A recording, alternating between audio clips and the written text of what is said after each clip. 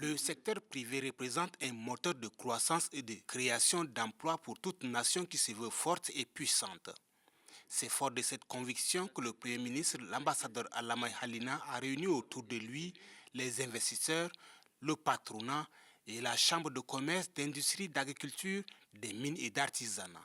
L'occasion toute indiquée au Premier ministre de rappeler les aménagements engagés par son gouvernement pour l'amélioration du climat des affaires au Tchad. Vous êtes les piliers sur lesquels repose l'émergence de notre pays. Je vous invite donc, mesdames et messieurs, à intensifier vos investissements, à diversifier vos activités et à collaborer étroitement avec le gouvernement pour la mise en œuvre de ce programme politique. Vous avez le soutien du chef de l'État, M. Mohamed Idriss Déby Itno, et le soutien du gouvernement que je dirige.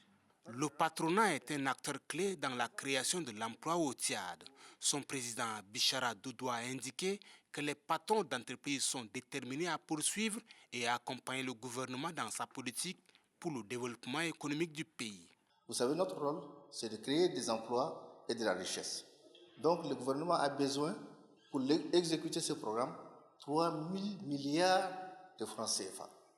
Cet argent viendra d'où? Du secteur privé et des investisseurs étrangers qui vont venir.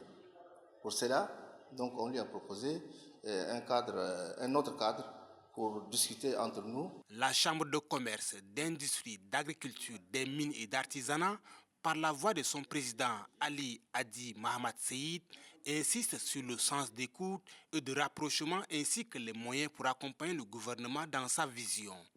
Nous sommes accordés avec le Premier ministre sur la façon de travailler.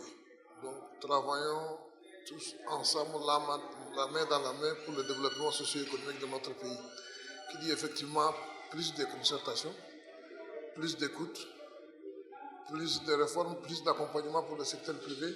Les acteurs du secteur économique se disent satisfaits de cette réunion. Ils souhaitent qu'il soit créé un cadre permanent d'échange entre le gouvernement et le secteur privé en vue de débattre les questions liées aux défis du secteur économique.